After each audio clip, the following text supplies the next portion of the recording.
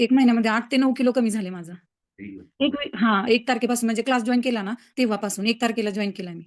Class join केला त्यावेळेस 83 होतं, पण आपण ज्यावेळेस हे चालू केलं ना 21 दिवसांचं, त्यावेळेस 80.6 होतं आणि आता 74 झालंय. पहिल्यांदाच मी करते अ, हे.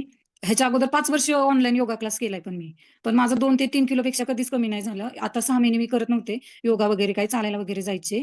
पण माझं वजन 2 ते 3 किलोपेक्षा कधीच कमी नाही झालं आणि लगेच वाढायचं.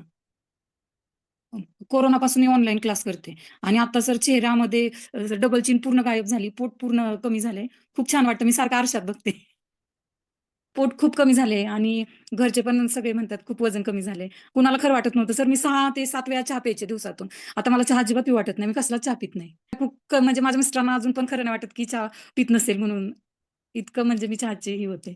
कुणाला सांगितलं तर खरंच नाही वाटत, की मी चहा नाही पीत म्हणून आणि मला अजिबात पिऊ नाही वाटत आता.